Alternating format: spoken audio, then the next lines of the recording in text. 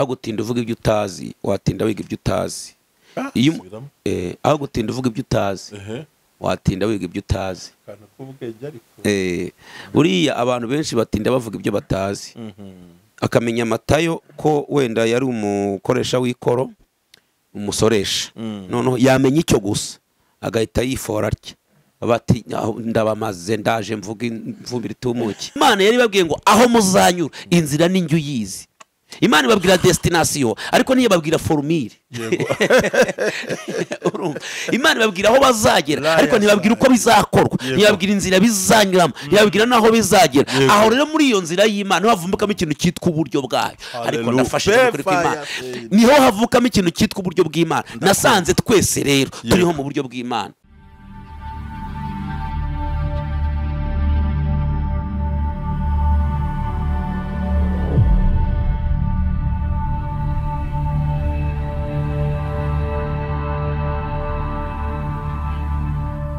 Ndabaramukije cyane no nshuti z'Imana bakunze umwagabera ministries nkuko tugeze ku munsi wa 47. Hari ibintu byinshi mwari mwaragiye musaba n'abantu kandi mugubwa neza. Biragaragara ko twaganira amagambo akomeye aho twabonye ko Imana irimo igenda ikora imidasanzwe, kandi menye ko dushigaje minsi 3 y'amasengesho gusa kugira ngo dusoze dukomeze ryayerekwa ndetse n'inzozi n'ibindi bintu bikomeye Imana yenda dukoresha. Imana ibampera umugisha mu izina rya Yesu. Rero ndabashimiye cyane mwese bari kumwe bw'abera ministries zo tubanye muri iminsi miremire. Imana ibampera umugisha, mukomeze mukore comment mukoresha ya. Rero kuri umunsi wa 47 nta gutinda, nta guhagarara, nta kuvuga ibintu byinshi, kuko nabagaruriye wa mugabo mwari mwansabye, umukozi w'Imana mwiza, umushumba, kandi ngira ngo nubwo muri muza kumureba ariko ashumbye itorero riba Kimironko, araza kubibwira muri buryo bwose. Kandi ikindi n'umushumba w'amateka, so kumusinga mufite ko turi kumwe, so kumutenda bakubera ko turi kumwe. Ana haratana hari nabivuga, nabashumba bakenewe n'abahanuzi mu gihe kizaza, ko baracyari nabato barahanura uyu munsi, bahoze bahanura uyu munsi barahanura, baza komeza bahanura. Twe turi kubyina tuvuma ariko nta shyari dufite, ko tunira dukura abandi baza. Rero mu by'ukuri nagira mbabwire ngo Imana ibaho umugisha ku munsi wa 87 ari wo munsi navuga ngo agiye kubaganiza amagambo akomeye Imana yamuhaye. Imana ibampera umugisha. Nagira ngo ro munyemerere mbere yuko atangira kuvuga musengera Imana, hanyuma atangira umurimo dukorana. Mana nyiri cyuro nyiri ubutware, ndagushimiye kubw'umukozi wawe ndetse waduhaye umunsi wa none,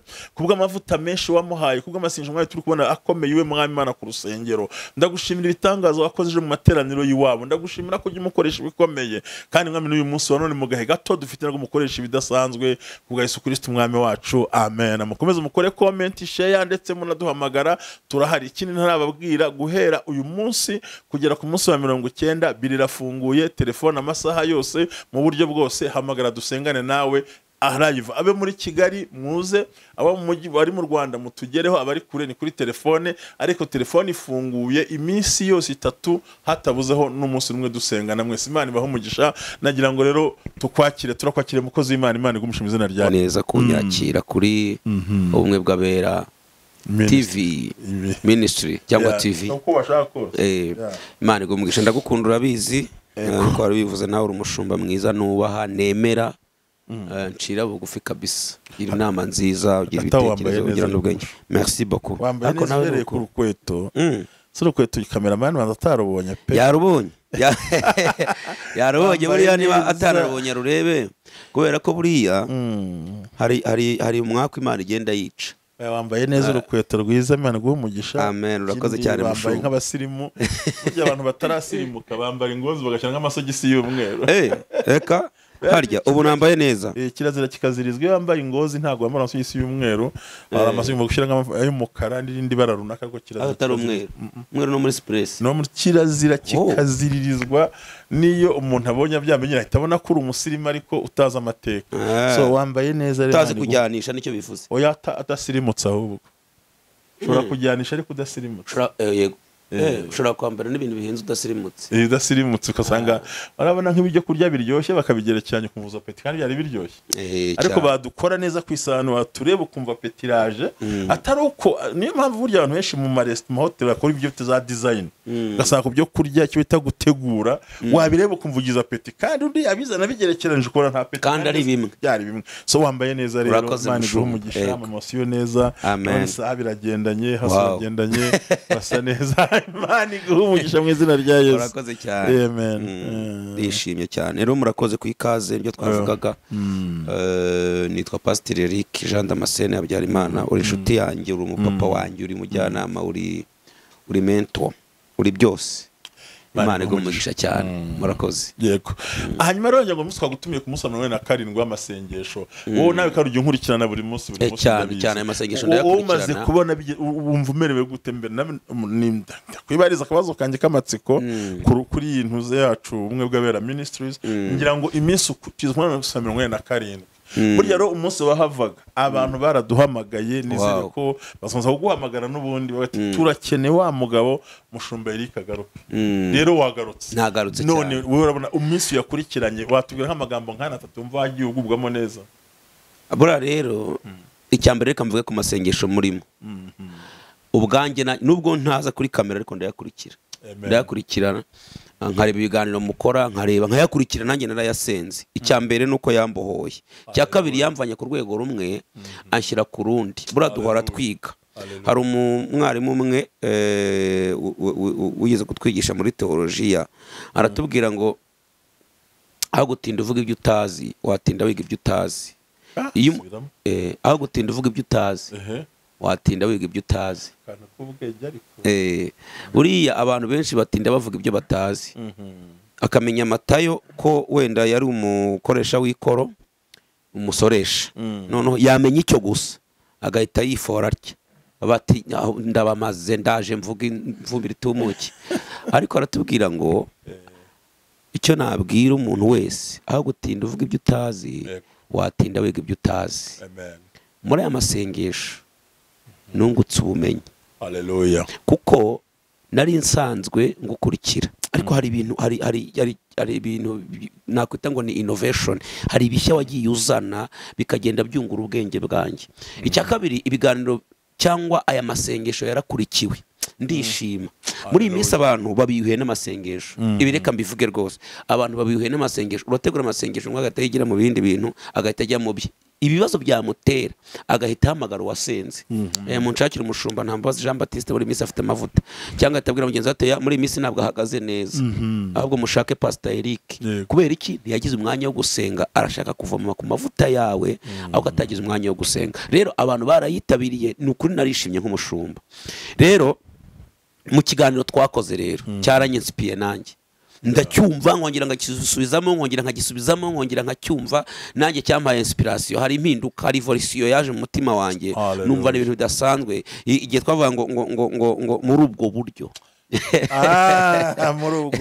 muri ubwo buryo ngo buri muntu wese arambuka ngo kandi yambutse mu buryo butagaragara niho twakwita ngo ni ubufindo uyu munsi rero byaranyensipiye nabonye ko burya twese tubayeho mu buryo bw'Imana uburyo bw'Imana si hari ibintu mu ishuri bita urabindusha ari ibintu bitaga ngo ni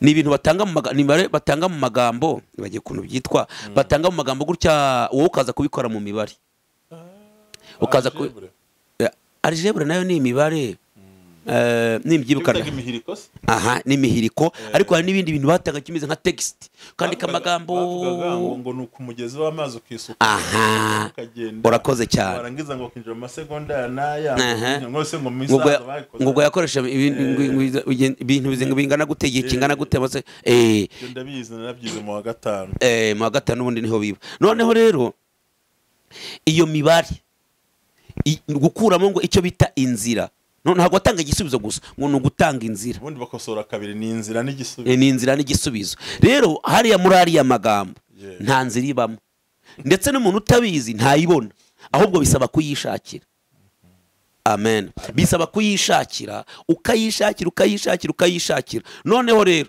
iyo bakosoye inzira itandukanye n'igisubizo kuko igisubizo umuntu wese yakibona ahubwo inzira byanyuzemo iyo rero niyo Imana ihisha abantu yego abantu umuntu akaba ari hano abantu ndashimira Imana yatumye ngira diploma ariko inzira byanyuzemo n'inzira bizanyuramo nibyo Imana ihisha abantu ndetse irabanza ikanabyica diploma ikayikubwira ngo uzayibona ariko inzira bizacamo aribyo bita uburyo bwayo Imana ikabiguhisha rero yitwa Imana ishobora byose inzira yayo Imana yabwiye se yababwiye ngo nzabageza i Kanani ntiyababwira aho bazanyura ntabwo yababwiye aho bazanyura ngira ngo ni ibintu byumvikana hagati y'iminsi 7 n'iminsi 21 abahanga mu bya teoloji ariko bavuga urwo rugendo rwo rwagomba gukorwa ariko bimara iminsi 40 urabizi Yesu yanyuze muri iriya nzira biramworohera igihe bahwagana ba Joseph ariko Imana yari babwiye ngo aho muzanyura inzira n'injyu yizi Imana ibabwira destination ariko niyo babwira formule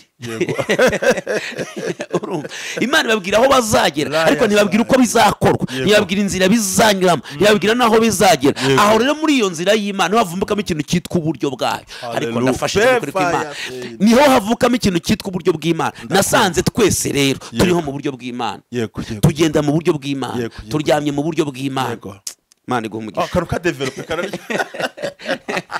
twiga mu buryo bw'Imana tubyara mu buryo bw'Imana turiho mu buryo bw'Imana kandi undi nawe agakora nk'ibyo wakoze ariko ntabyare nyine ariko uburyo bw'Imana bikaguha urubyaro Yesu mwana urumva ndabise nkumva cyane yababwiye aho bava naho bajya ntiyababwira hagati yego ntiyababwira hagati kandi mwarimu ntakosora igisubizo gusa akosora n'inzira yego kuko igisubizo wagikoperwa kubitaho akareba ko wagiye ukuramo wongeranya ibara bivuze ngo uburyo bw'Imana hari nk'ibanga Imana yakoreramo mu buryo bw'Imana niho numva nta nubwo imbaraga z'Imana rega burazagaragariye kwa Farawo ntago imbaraga z'Imana zagaragaye Imana ihamagara Mose nabwo zaragaragaye ko Imana isanzwe inabahamagara ahubwo imbaraga z'Imana zagaragariye cyane mu rugendo kuko intervale yo kuva muri Egiputa ugera i Kanani haraniho imbaraga z'Imana zagaragariye niho mu butayu bwitwa Refidimu Imana yagaragariye ubutayu bwitwa Izini ubutayu bwa Parani ubutayu bwa Kadeshi ya Baruneya ubutayu bwa n'ubwa Zini ndetse n'ubutayu bwa Mowabu aho hose Imana yagiye ihagaragariye mu nzoka z'ubusagwe mu butayu urabizi ubutayu wabunyuzemo urabizi wasuye igihugu cya Isiraheli n'ubutayu bubi cyane ariko hari aho bageze basanga imikindo 70 mu butayu ibyo ntibihaba Imana yagiye igaragaza imbaraga zayo ukarya nta soko remera mu butayu bakabaho nta buzima buri mu butayu bakabaho bagakira nta muganga uri mu butayu nta naho biri tubwira ko bari kumwe n'umudogiteri wabyize ariko imbaraga zayo ariko ndafashije n'inkweto bambaye ntigeze zisaza nta ruganda rwari ruhari n'imyenda ntiyashaje kandi umuntu yambaye imyenda iminsi 2 kivuga tayari babyaranye ugeranyije n'ubutayu ukuntu babumeze ubundi se bamara iminsi 3 utari washwanyagurika ahubwo se ubutayu hari amazi abayo ntayo nta buzima burya umuyaga waho urica izuba ryaho ririca formule rero iyo formule ubwo buzima nibwo bwatumye Imana ikora imirimo n'ibitangaza wana Yesu asifiwe rero izo mbaraga z'Imana zagaragariyeho nizo mbaraga z'Imana zigiye gukorera mu muntu wese wakurikiye aya masengesho uyu munsi hari ijambo rishya mushumba nkomerezeho ugiye kurya mu ijambo rishya akantu mpise nunga mu mutwe wanjye urabona hagati y'ubutumwa bwiza bwa Yesu Kristo ndetse n'isezerano rya kera avuga ko hari nk'imyaka 100 abahanga muri tejo bavuga ngo bamwe barabyita ngo Imana yari yacecetse ariko ndi kwigisha abanyeshuri ko dufite na graduation vuba za gusanga baranditse ngo ntabwo kwaro guceceka kw'Imana ngo ahubwo cyari igihe gisaba ko habaho guceceka byari ngombwa bwo kwiceceka noneho ntabwo ari ni igihe ntabwo mbyumvise ntabwo ari uguceceka kw'Imana kwicecetse ntabwo twaramo ahubwo yo uswe yabwiye Yosefu ngo azabyara ngo Emmanuel Imana iri kumwe n'abantu bayo ntabwo ari Imana izaba kumwe n'abantu bayo Imana ibwira Yakobo ibwira Yosefu ngo ntabenge Mariya yaramubwiye ngo ni Emmanuel Imana iri kumwe n'abantu yego ari byo Yesaya hano mu mwaka wa 740 mu bice 9 noneho cyagiye ngo kuva ku mwaka wa 100 Imana icecetse abahanga bavuga ngo abanga bavuze ngo Imana icecetse bavuga ngo ntago ari Imana icecetse ahubwo ni igihe cyatumaga batabasha kumenya ko Imana iri kumwe nabo. Ahubwo ngo yego aha ndabyumvise kuko niyo usomye muri Luka igice cya 2 uhasanga umuntu Imana yasuye ku giti cye witwa Simiyoni, kandi muri cya gihe cy'imyaka 400 kuko Imana yamusuye Yesu ataravuka, ariko kuko Imana iri kumwe n'abantu bayo iramubwira ngo Yesu ugiye kuvuka azavuka kandi uzamubona, uzapfa ari uko wamubonye. Rero ratse urumva ko abantu bene mu gushaka kwayo habamwe ibintu bine bikomeye mu guceceka, hamwe ibintu bine. Ikintu cya mbere Imana ikugaragaza urukundo igukunda. Kabiri ikwereka icyizere igufitiye. Buriya twizera Imana ariko harigena Imana itugirira icyizere. Yego urimo urumva ndabyumva cyane. Cya gatatu nuko ikurindira aho bagomba gupfira. Mu butayu ntibahamara dejour, yakareka wapfa mu butayu ntago waharama. Rero kubana n'Imana bucece Romia fola kuko yaravuze abasobanura ngo uburyo ngo abakuzengurutse ngo babona ko icecetse, ariko ibitangaza ikora bikorera ko muri kumwe bucece. Nicyo nshaka kubwira. Hanyuma cyanyuma nuvuga ngo aho wagomba gutakariza ubuzima ko bari hugirira ubuzima cyane kabisa, kisoza ibindi ngo kandi icyo yagusezeranije ntigikurwaho n'iminsi maze mu butayu. Amen amen. Ngo niyo mpamvu gusigira amareka bakurinda ikajya kurinda icyo yakubwiye. Amen. Mavuta kabisa, haguruka wica amavuta cyane kabisa, ndumva nafashijwe kabisa. Ijambo riri muri Yeremiya igice cya 15:21 riravuga ngo nzakurokora nkuvane mu maboko y'abanyabyaha kandi nzagukiza amaboko y'abateye ubwoba. Haleluya. Umuntu twumva ubundi iri jambo bwaryo n'ubuhanuzi, umuntu twumva iri jambo ubundi bwaryo ni inkomezi, umuntu twumva iri jambo ubundi bwaryo ni rema, ijambo bwaryo ni confirmation, ni Imana ibyivugiye. Iravuga ngo nzakurokora, ngiye ubwanjye nzakurokora. Ibwiriye umuntu ngo nzakurokora, tugarutse muri rya jambo uwibwiye ngo nzakurokora ari ahantu atizeye kurokokera. Yego, ari ahantu atizeye ubuzima, ari ahantu atizeye iterambere, ari ahantu atizeye ko ararenga umutaro. Niyo mpamvu uri Imana ijya kuvuga ngo njye ubwanjye nzakurokora, nuko ibonye ko hari ahantu utazarenga. Ubundi nicyo bisobanuye.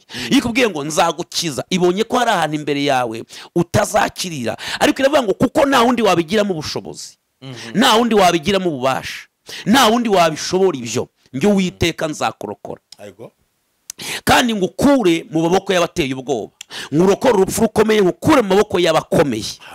Ayo maboko akomeye arakomeye nyine, bikeneye andi maboko akomeye kuruta yakomeye akuriho. Sinzi namba bivuze neza. Yesu ndabyumva. Ayo maboko akuriho arakomeye, ariko bikeneye andi maboko akomeye kuruta ayo ngo yagufashe kugira ngo arekuze. Ayo maboko agufashe mu izina rya Yesu, kuko nta maboko akomeye abaho yafata amaboko y'Imana. Ni ngombwa ko amaboko akomeye agufashe Imana ikoresha amaboko yayo akomeye. Yego. Amen. Kugira ngo ubushobozi bw'Imana bugabagarire kuri ayo maboko akomeye. Iyo bitaba ibyo, Saduraka, Meshaki na Abedenego bari kugwa mu muriro utukura, mu nyanja y'umuriro bagapfa. Wibuke ko n'umwami yarababwiye ngo ariko ni Imana ki iri bakiza amaboko yanjye akomeye. Ni iyihe Mana? Nindi wabashutse akabashuka ko nimurukira amaboko yanjye akomeye se murakira umuriro, ariko amaboko y'Imana ngo abasanga mu muriro anabakiza. Nebukadinezari abakiza amaboko akomeye. Imana ibwiye Yeremiya rero, ari mu gihe kibi. Yeremiya urabizi ntabwo tujya kuvuga amateka, ariko n'umuhanuzi w'amaganya, n'umuhanuzi w'ibyago, n'umuhanuzi wahuye, niwe muhanuzi nabonye wahuye n'amakuba n'ibyago. Nubwo twese duhura nabyo, ariko niwe mfura mu bahanuzi w'ibyago kabisa. Aha rero ni mwibe muhanuzi wa mbere wabwiye Imana arayihangara, ayibwira ngo urumushukanyi, urumushukanyi, aribwira ngo wowe uroshyanya, ayibwira ngo waranyoheje nanjye ndemera nk'umuntu w'umugabo, uranyoshya nemera koshyeka, uranshuka nemera gushukika kubera inkoni atewe n'ibyo yavuze. Nimusoma muri uyu murongo, muri iyi mirongo ibanza, aravuga ngo kuki ibyago byanjye birushaho kuba byinshi, kuki ngukorera nkarushaho kubabara, ngo kuki igisebe cyanjye kituma, ngo kuki igisebe cyanjye gihora kininda kandi ngukorera, ngo umunsi w'amagaraga nariya magambo yawe arandyohera, ngo ambera uburyohe, ambera amahoro mu mutima, ngo ariko igihe nayasohoraga ngo nibwo natangiye guhura n'ibyago n'amakuba, ngo nkubitwe inkoni ntazi umubare. Abwira Imana ngo waranshutse, nemera gushukika. Wiyicariye mu ijuru wowe uranshuka ngo nimvuga ubutumwa, uranshuka nemera gushukika. Ubu hari umuntu ndi wambwira wenda utabwira Imana gutya, ariko akayibwira ngo wa Mana urahuze, uri busy. Ariko ngo wowe uri busy, ngo ndakubohoye Mana, nubwo utagira icyaha ariko ndakubohoye, mbonye kugira akazi kenshi, mbonye kugira akazi kenshi, nabibonye rwose. Nawe ujya uhuga akibagirwa ijambo Imana yavuze ngo irebe ikintu mu itangiriro ngo ikakirebera mu iherezo ryacyo, aravuga ngo ibera hose icyarimwe, akibagirwa ijambo rivuga ngo yimana amazi gakwa. Reka ibintu tuvugishwa n'umubabaro ni ukuri. Kandi reka mbabwire mushumba ihangane mvugira ijambo, hari umuntu ntakondana kubera amagambo yavuze ayavugishijwe n'umubabaro. Ubu hari umuntu ntakondana rwose. Ibintu nkubwira ntago nagukondana, imbaraga zikuvugisha ibyo ni wowe nyine zazegera, ariko hakeneye izindi imbaraga zigukuraho ibyo wavuze, kuko utsikamiwe ni ibiro biremereye ndetse bisuma imibereho yawe. Ariko imbaraga zigiye gutsikamira ibigutsikamiye de santo kita ni imbaraga zirenze imitekerereze yawe, ni n'imbaraga zirenze ubushobozi bw'ibyo bigutsikamiye. Ukeneye izo mbaraga rero. Yeremiya yabivugishwaga n'umubabaro atanze Imana. Hari amagambo umuntu avugishwa n'umubabaro kandi atanze Imana.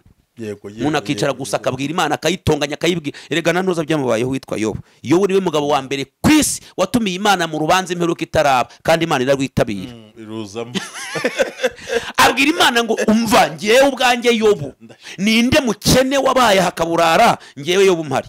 Ninde mupfakazi wambaye ubusa, ngewe Yobu mpari. Ngwino unshinze. Abwira Imana ngo manuka uve mu ijuru unshinze, kandi Imana iraza yitabira urukiko imperuka itari yaba. Ayavugishwa n'umubabaro, ariko Imana ije imuha ubuhanga na filozofiya yayo. Irabwira ngo mbwira ububiko bw'umuyaga yoba buri jambo, mbwira amayasha abyara ryari yoba buri jambo, ijoro iyo naribitse riba ryagiye yobora buri jambo. Ayibwira ngo mbwira impara irinda ryari yoba ati ibyo ni ibyawe, ubwo ni ubwenge bwawe. Ariko hari amagambo tuvugishwa n'umubabaro nicyo nari mvuze. Kandi Imana yemeye, yabwiye Satani ngo wanteye kumuhora agatsi, kandi Imana yemeye ko yamuhoye agatsi. Yamuhoye agatsi. Erega buriya Yobu ntabwo yagiragijwe n'ibigeragezo tugeragezwa. Yobu yagiragijwe n'umwirato w'Imana. Kuko Imana ijya yirata umuntu nayo ubwayo iriyirata ikavuga ngo icyubahiro cyanjye sinzagiwe, ndi Imana ifuha kandi Imana iteye ubwoba, ngo ndi Imana igendera hejuru y'amababa y'umuyaga reba kostiseko. Rero sinzi nambivuze neza, ariko Imana ijya yirata. Yaravuze ngo ngewe mfite umuntu unyubaha unyemera. Buriya niyo mpamvu mu buzima nabivuze ubushize. Buriya nabivuze, hari abantu ntakwibagirwa, nahise nabivuze. Kara kantu kakumenye isi yose nagashyize iwanjye baramagara ati duhereze ndabahereza. None se hari igihe abantu bajya bavuga ngo Imana ntigira amarangamutima, ariko ubundi Imana se ubundi Imana igira amarangamutima ndetse arenza yacu. Nguhe urugero se, yaravuze ngo nkunda bankunda kandi abanshakana mwete azagira gute.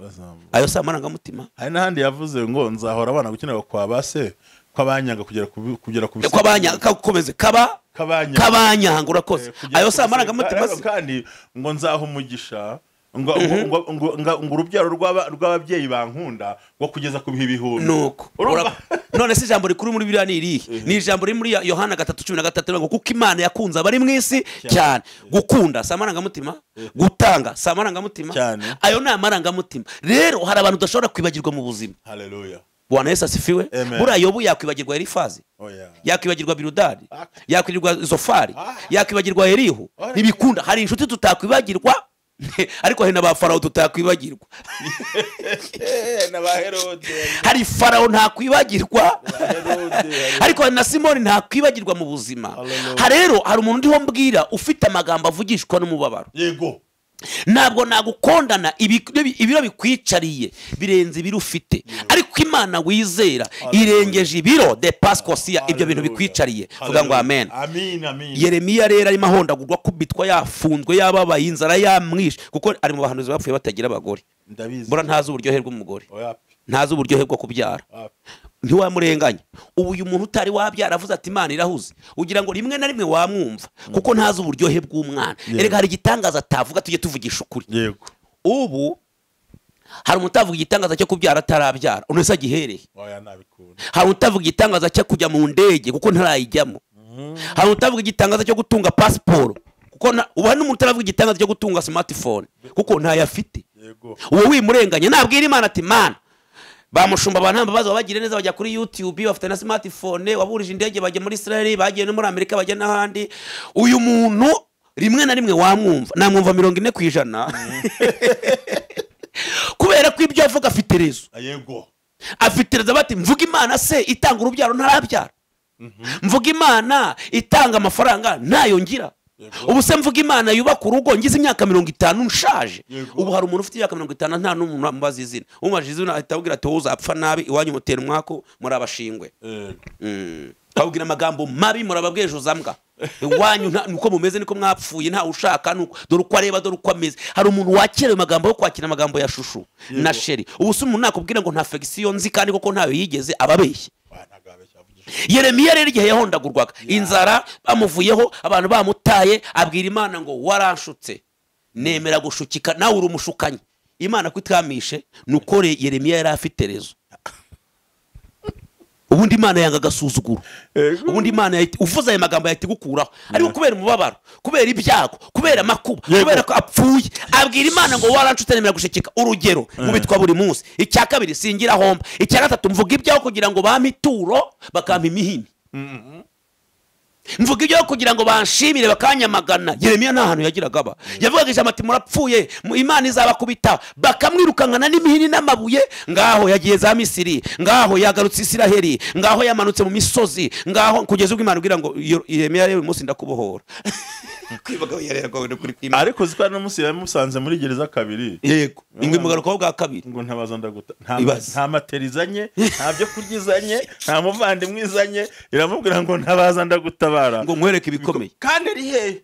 Ari marana already, ariko imusanze bwa kabiri, ngo bwa mbere yamunyuzeho buriya wenda icaho irigende bagati bawihanganye vumiriya kidogo. Rero hari umuntu twumva Yesu ufite amagambo yavugishwe n'umubabaro, kandi impamvu udahanwa nuko ufite rezo. Ijambo nakuzaniye rero ni ijambo rivuga ngo Imana irongeye iravuze ngo nzagukiza ayo maboko atumye uvuga amagambo aterekeranye. Haleluya. Nzagukiza amaboko atumye ibyo bikomeye bikuvugisha amagambo aterekeranye.